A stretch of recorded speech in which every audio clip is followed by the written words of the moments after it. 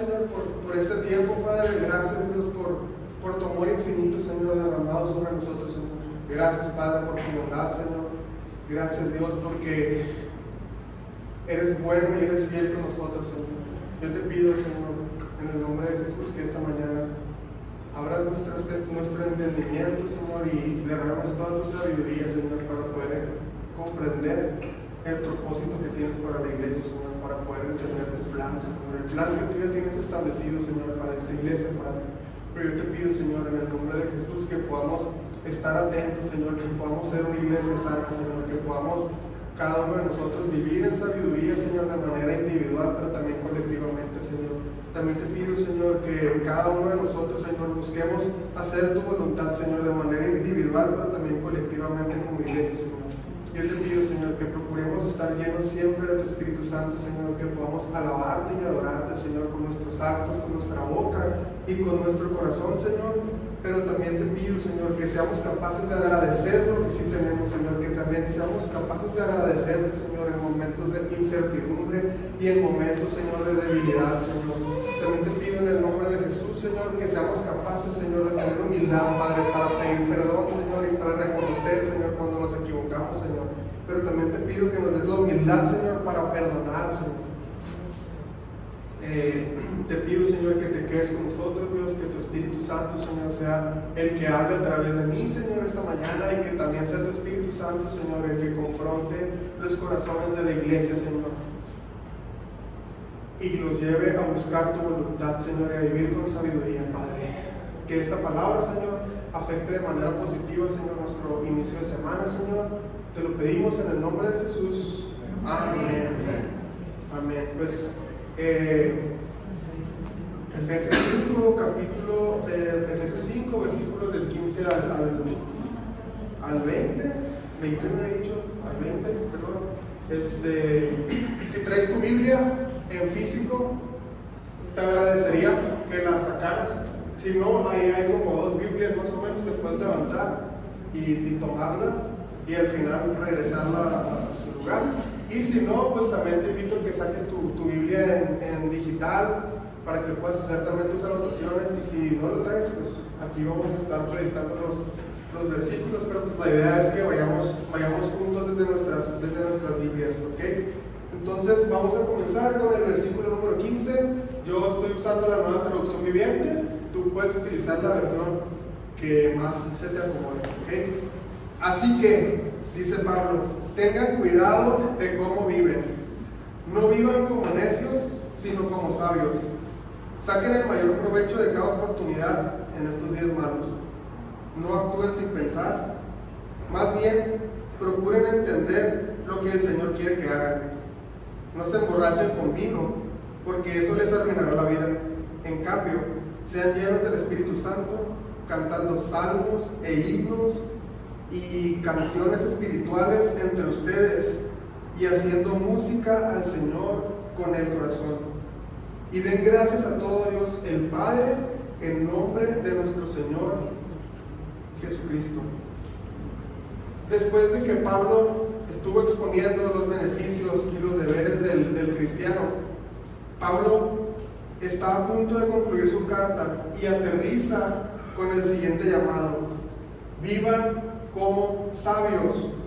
Los tiempos por los que estaba atravesando la iglesia de Éfeso eran tiempos malos y debían de aprovecharse al máximo hasta el punto de agradar a Dios en todo y evitar malgastar ese tiempo como los inconversos que no conocen a Cristo.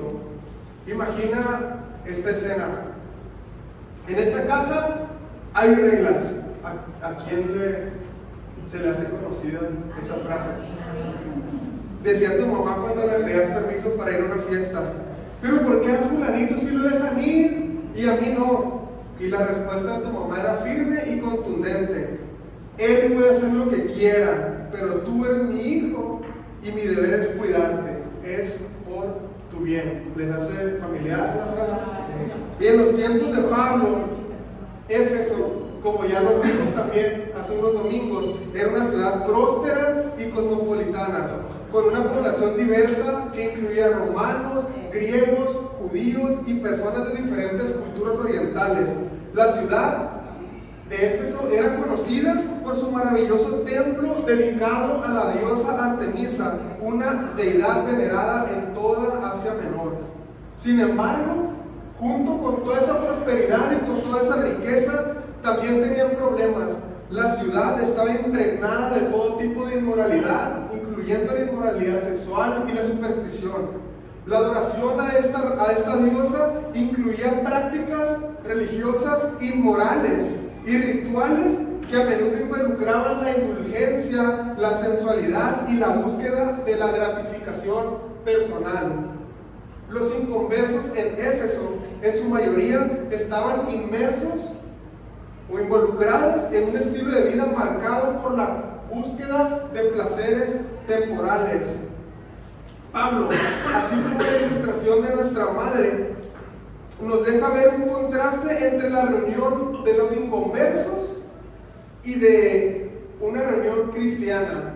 ¿Ok? El ser humano, en su búsqueda de satisfacción emocional, el ser humano en su búsqueda de significado, el ser humano en su búsqueda de propósito, en su deseo de encontrarse entre comillas consigo mismo o por presión social, siempre está en busca de llenarse de algo.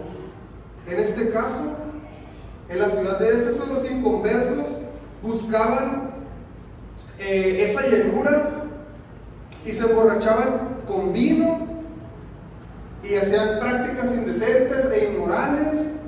Y lo que Pablo estaba diciendo: no busquen emborracharse con vino, no busquen llenar los vacíos del corazón con cosas que no son Dios.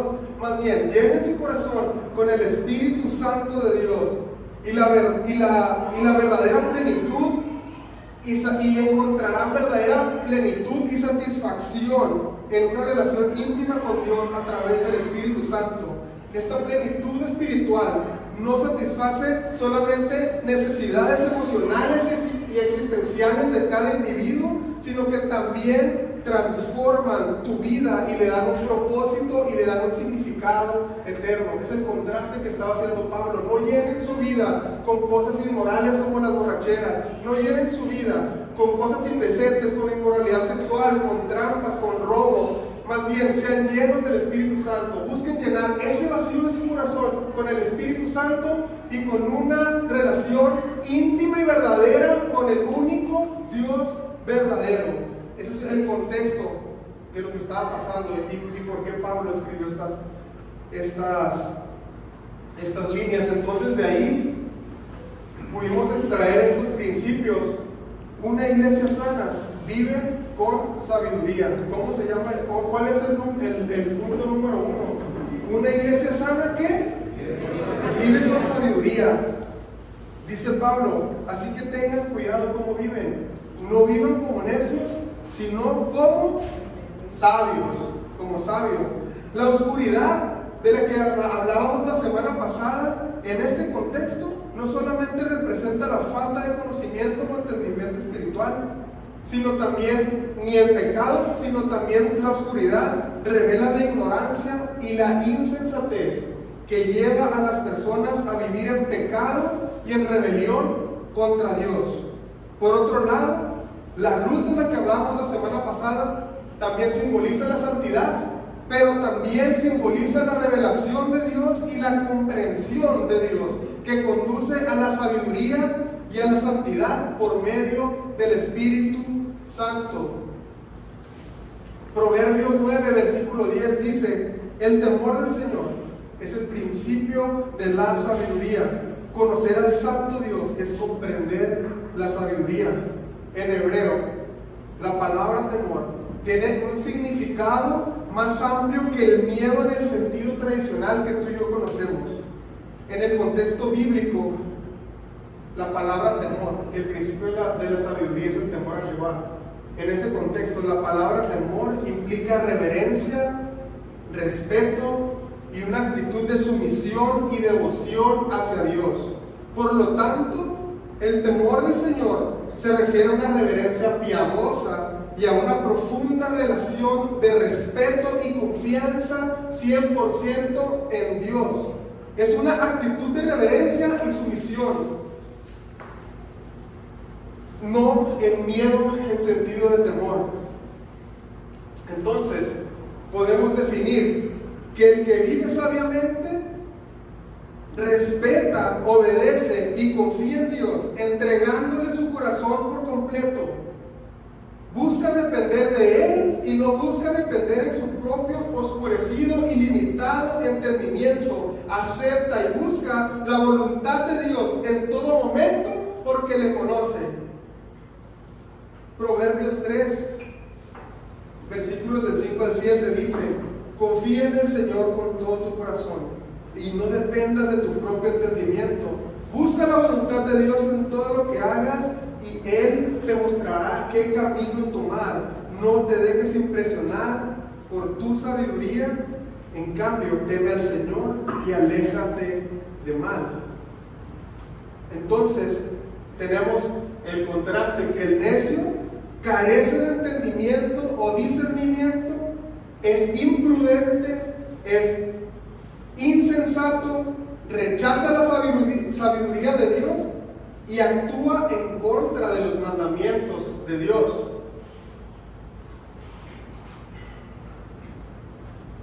Proverbios 3, versículo del 21 al 23 dice: hijo mío, no pierdas de vista el sentido común y el discernimiento, aférrate a ellos, porque refrescarán tu alma, son como las joyas de un collar, te mantienen seguro en tu camino y tus pies no tropezarán.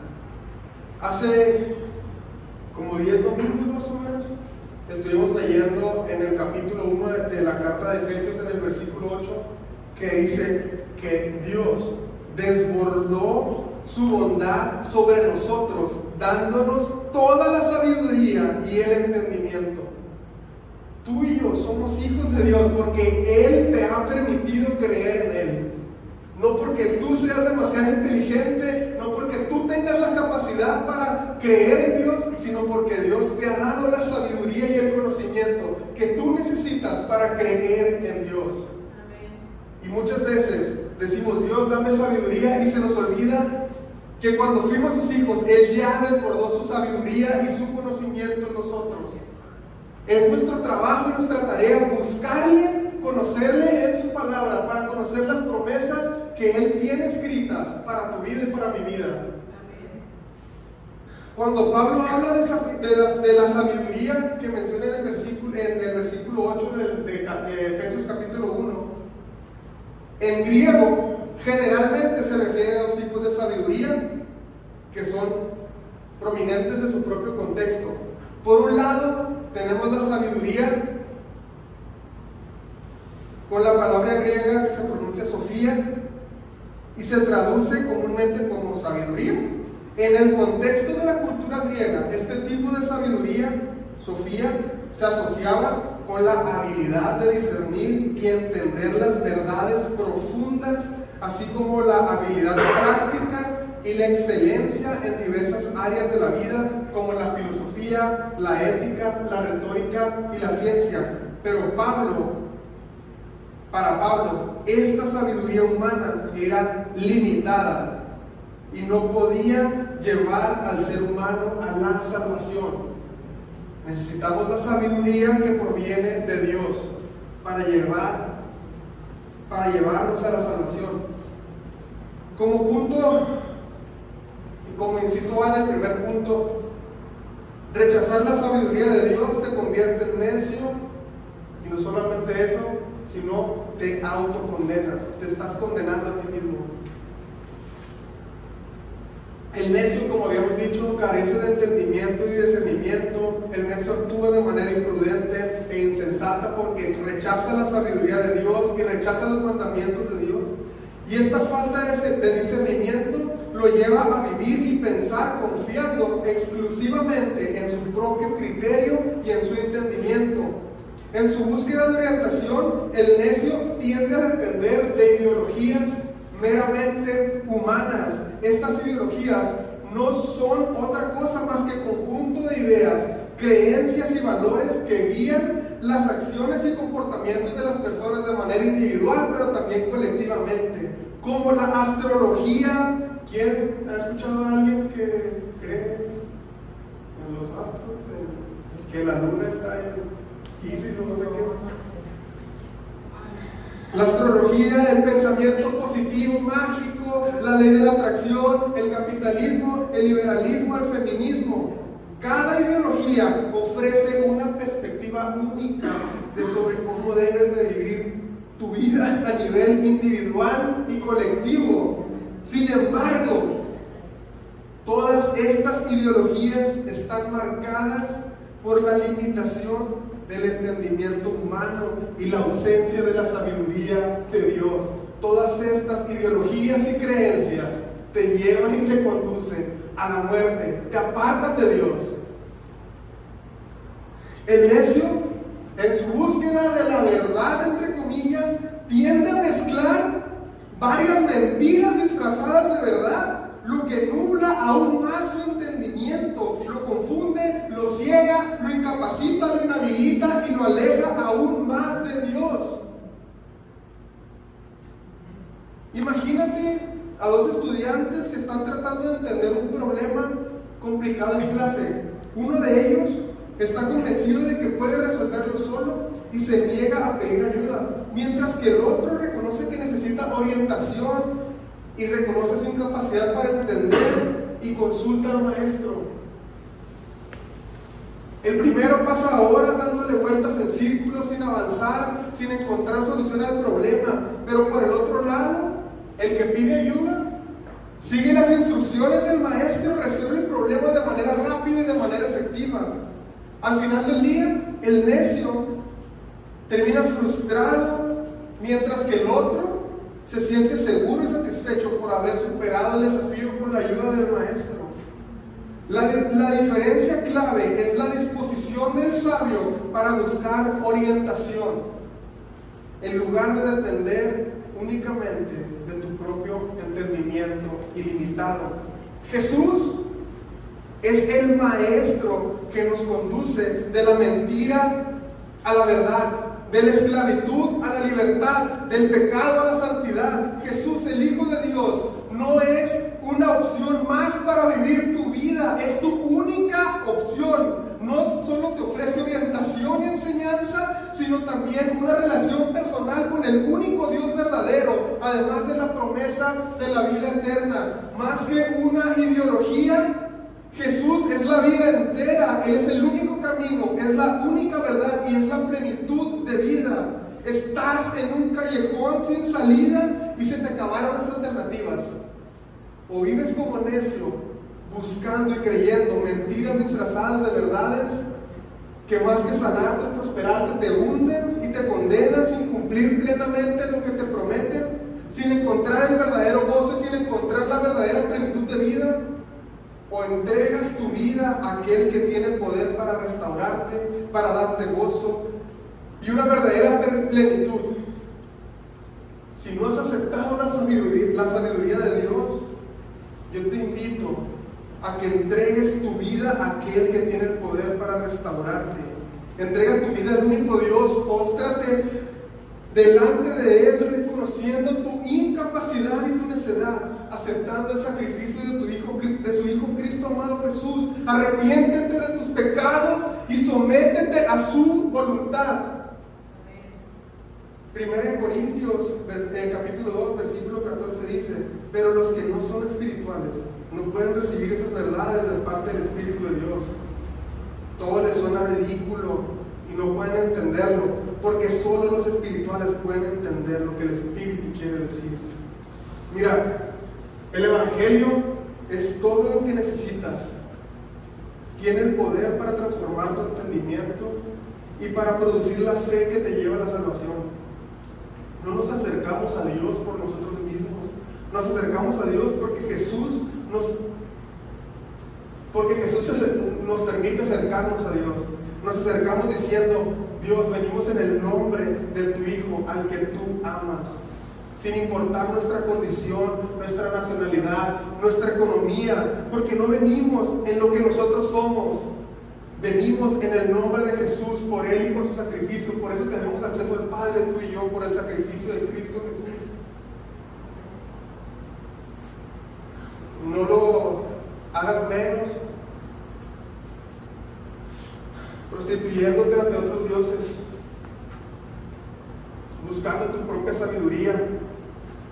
Busca la sabiduría y el conocimiento que vienen de parte de Dios para vivir tu vida. Es la única manera que vas a poder llenar el vacío que tienes en el corazón. No existe otra manera, no hay. El Evangelio son las buenas noticias acerca de Jesús y nos recuerda que nosotros, por nuestros pecados, merecemos la multa de muerte. Pero Jesús vino por nosotros. Él fue el sustituto y en Él cayó la muerte.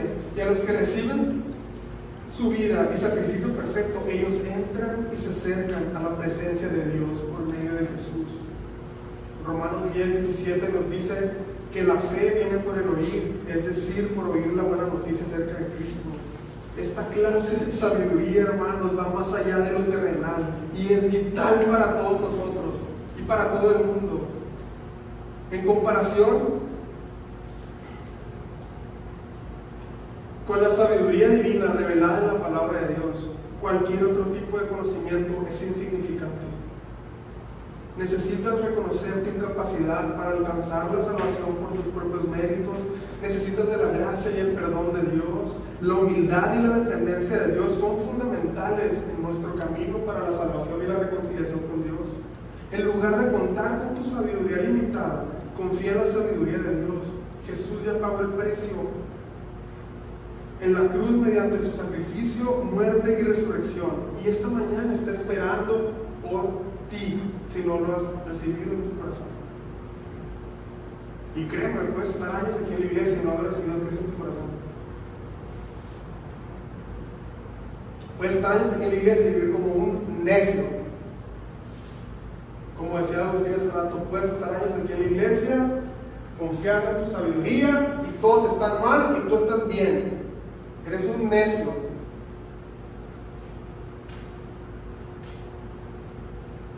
Lo que nos lleva al siguiente punto. Por otra parte, el deber del creyente es vivir sabiamente, conociendo cuáles son sus prioridades, buscando la voluntad de Dios para su vida y profundizando en el conocimiento de la palabra de Dios. Por una parte, tenemos la sabiduría en el contexto griego que utiliza Pablo con la palabra Sofía, y por el otro lado tenemos la otra que es el conocimiento, que habla Pablo también en Efesios 1, es genosis. Esta palabra griega se traduce como conocimiento o como comprensión. A menudo se asocia con el conocimiento secreto que se busca en algunas filosofías o en algunas religiones. Pablo usa este término para referirse a un tipo de sabiduría que se basa en el entendimiento del misterio revelado de Cristo y su Evangelio. En contraste con la sabiduría, la genosis cristiana implica un conocimiento íntimo y una relación personal con Dios a través de Cristo.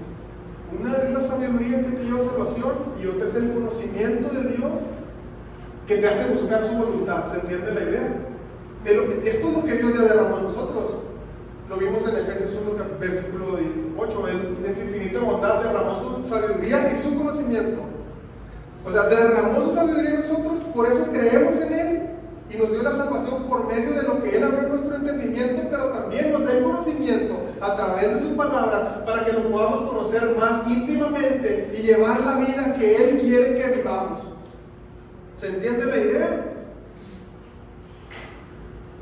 La falta de discernimiento sobre prioridades en la vida. A continuación vamos a ver 3 puntos de cómo vive un creyente como necio. Un creyente necio confía en su propia inteligencia en lugar de confiar en Dios. Vamos a ponerlo creyente entre comillas.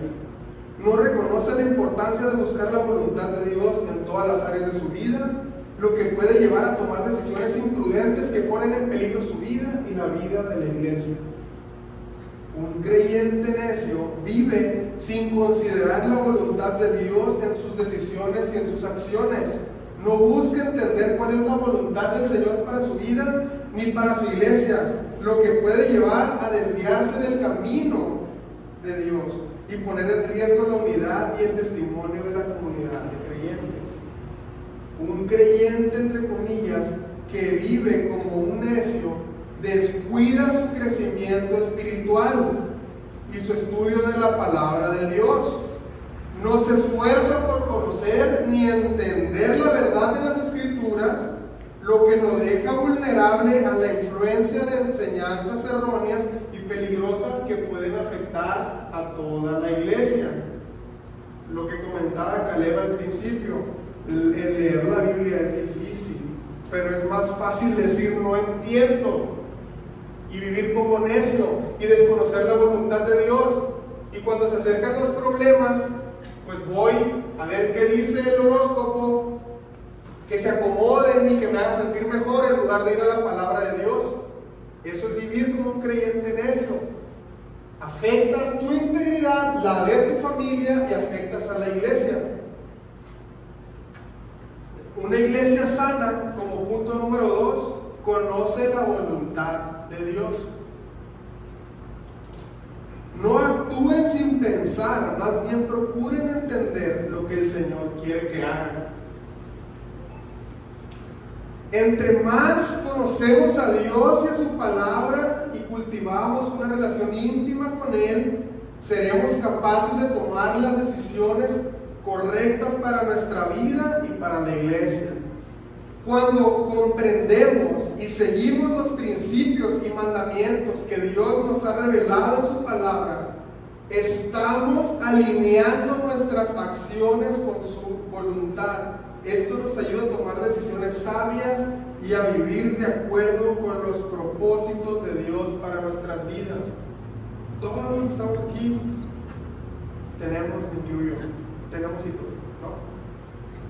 Como padres, si no buscamos la voluntad de Dios y ponemos a Cristo en primer lugar, podemos tomar decisiones para la vida de nuestros hijos que afectan su calidad espiritual. Muchas veces caemos en la tentación de tomar decisiones buscando un beneficio económico al futuro de mis hijos. ¿Qué quiero decir con esto? Que buscar que mis hijos lleven una vida mejor que la que pudimos vivir nosotros está mal. No está mal. Está mal no discernir y buscar eso como prioridad para la vida de tus hijos.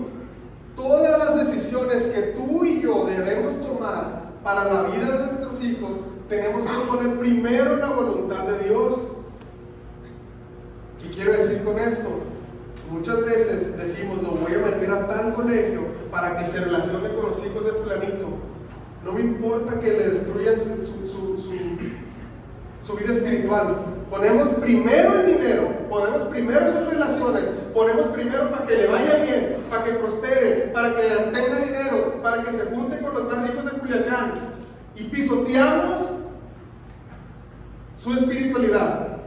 Vándale mi hijo, tenga dinero y váyase con sus amigas, en lugar de poner en primer lugar lo espiritual, buscar protegerlos espiritualmente, hablarles de la palabra de Dios todos los días.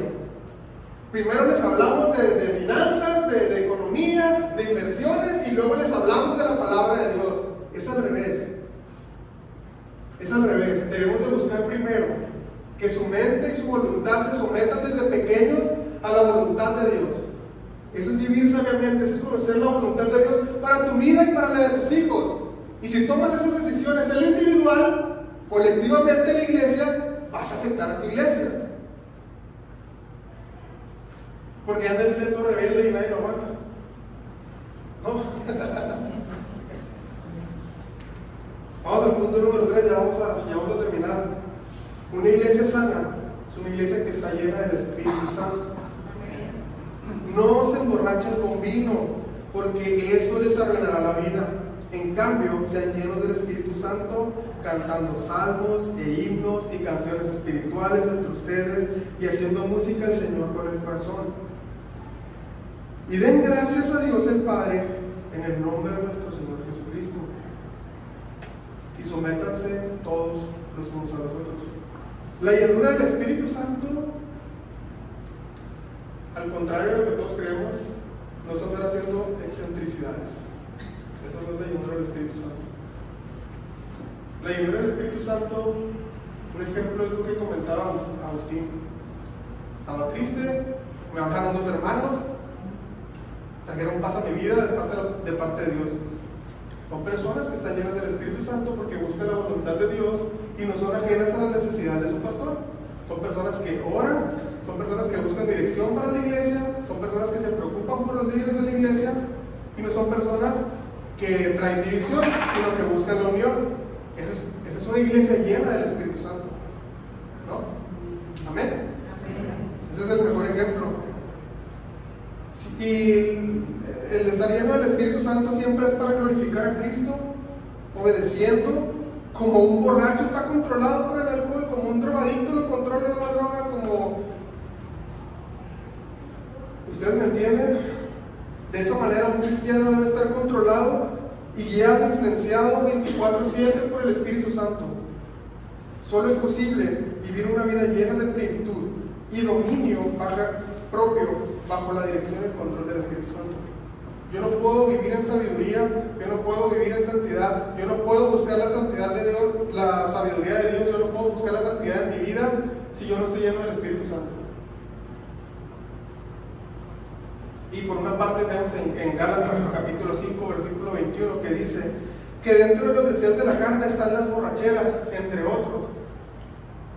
Y lo contrario de Gálatas 22 al 26, vemos que el fruto de llevar una vida guiados por el Espíritu Santo produce en nuestras vidas amor. Una vida que está dirigida por el Espíritu Santo es una vida que está llena de amor, que tiene alegría, que tiene paz, que tiene paciencia, que tiene gentileza, hay bondad, hay fidelidad, hay humildad y control propio. Los que pertenecen a Cristo Jesús clavaron las pasiones de su antigua naturaleza en la cruz y fueron crucificados juntamente con Él. Y ya que vivimos por el Espíritu, sigamos la vida del Espíritu en cada aspecto de nuestra vida. No nos hagamos vanidosos, ni nos provoquemos unos a otros, ni tengamos envidia unos de otros. Eso es vivir una vida llena del Espíritu Santo. Es el fruto de haber creído correctamente. Es el fruto de cada día levantarme y buscar la sabiduría de Dios y no la sabiduría del mundo. Es el fruto de levantarme cada día y arrepentirme por mis pecados y buscar la santidad de Dios. Es el fruto de cada día buscar conocer a Dios más y más y de entablar una relación íntima con Él. Así se logra la llenura del Espíritu Santo. Las evidencias de estar lleno del Espíritu Santo, porque nos podemos comunicar con Dios y con las personas. El pecado nos tenía apartados de Dios, hermanos, y de nuestros semejantes. Estábamos sometidos a nuestra miseria y a nuestra podredumbre y perdición. Ahora ya no estamos aislados, ahora somos unidos por el poder del Espíritu Santo y somos sellados por el Espíritu Santo de Dios. Las evidencias de estar lleno del Espíritu Santo es porque cantamos y alabamos. Que la palabra de Cristo en toda su riqueza llene nuestras vidas. Enseñémonos, amémonos, exhortémonos unos a otros con toda la sabiduría que Dios ya nos ha dado, que ha derramado sobre nosotros. Cantemos salmos, himnos y canciones espirituales a Dios con gratitud en nuestros corazones. Amén. Vivamos dando gracias a Dios por todo. La gratitud es una expresión de confianza en la bondad y en el cuidado de Dios, incluso en medio de las pruebas y las dificultades. Cuando elegimos ser agradecidos, estamos reconociendo la soberanía de Dios en nuestras vidas y confiamos en su providencia y en su amor constante. No somos agradecidos cuando las cosas van bien, somos agradecidos aún las cosas no vayan bien. Somos llenos del Espíritu Santo porque nos sometemos, tenemos la capacidad y la humildad para reconocer nuestros errores y poder someternos los unos a los otros. Vivamos siempre, amados hermanos, en unidad, en humildad y en servicio mutuo, reflejando el amor y el carácter de Cristo en nuestras vidas y en nuestras relaciones con los demás. En conclusión, ya para terminar, para vivir una vida sabia, buscando la voluntad de Dios, necesitamos depender del Espíritu Santo. Necesitamos tener sed y hambre de justicia y someternos a la voluntad de Dios. Necesitamos limpieza en nuestros corazones y arrepentirnos de cada vez que pecamos de manera constante y suplicar por su perdón y suplicar que llene nuestro corazón de arrepentimiento, porque no somos capaces de producir arrepentimiento por nosotros mismos. Cada que yo peco, cada que yo estoy tentado a pecar, suplico a Dios que me dé arrepentimiento, que me dé la mente de Cristo, que me dé los ojos de Cristo para no traicionar su confianza. Para amarlo y respetarlo aún con mis pensamientos. El ser humano está dormido en peca, amados hermanos. Necesitamos del Espíritu Santo para llevar una vida de arrepentimiento y de sometimiento hacia Dios. Necesitamos venir y beber del agua viva que es Cristo. Necesitamos relacionarnos con Él. Necesitamos hacer una entrega de nuestra vida a Cristo en todo momento. Romanos capítulo 12, versículos del 1 al 12, ya para cerrar. Por lo tanto, amados hermanos, dice Pablo, les ruego que entreguen su cuerpo a Dios por todo lo que Él ha hecho a favor de ustedes, que sea un sacrificio vivo y santo, la clase de sacrificio que a Él le agrada. Esa es la verdadera forma de adorarlo. No imiten las conductas ni las costumbres del mundo, más bien dejen que Dios los transforme en personas nuevas al cambiarles la manera de pensar. Entonces aprenderán a conocer la voluntad de Dios para ustedes, la cual es buena, es agradable y es perfecta. Una iglesia sana se caracteriza por vivir individual y colectivamente en busca de la sabiduría de Dios, colocándolo por encima de todas las cosas. El objetivo principal de una iglesia sana es caminar en la voluntad de Dios, mientras que cada uno de sus miembros, de manera individual, cultiva una relación íntima con Él, profundice en el conocimiento de su palabra y permite que el Espíritu Santo lo llene. Dios, te damos gracias, Padre, por esta enseñanza, Señor, que traes a nuestras vidas, Señor. Te damos gracias, Señor, porque nos dejas ver, Señor, lo equivocados que estábamos al vivir como necios, Señor. Nos dejas ver, Señor, la necesidad que tenemos de ti, Señor, aún estando en ti, Señor. Nos dejas ver, Señor, que sin ti no podemos avanzar, que sin ti, Señor, solamente estamos esclavizados al pecado.